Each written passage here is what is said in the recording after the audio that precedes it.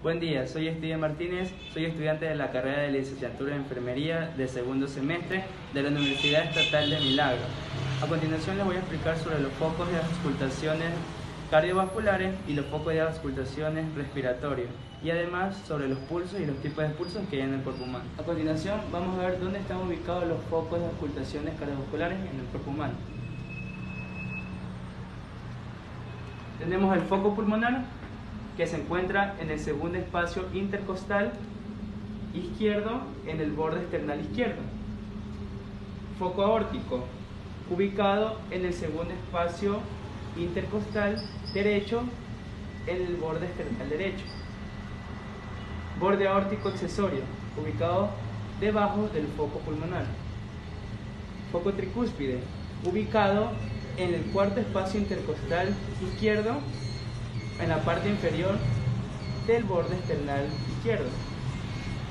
Y el foco mitral en el ápex cardíaco, ubicado en el quinto espacio intercostal en la línea media clavicular. Ahora voy a indicar dónde se encuentran los focos de auscultaciones respiratorias.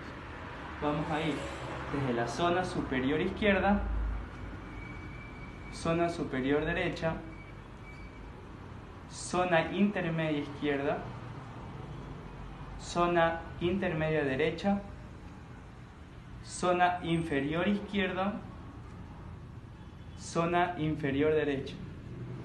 Ahora vamos a proceder a indicar los tipos de pulso. El pulso se lo usa para medir los latidos cardíacos por minuto. Se localizan en la parte donde las arterias pasan más cerca de la piel. Tenemos el pulso temporal, pulso carótido, pulso axilar, el pulso humeral, pulso radial, pulso cubital, pulso femoral,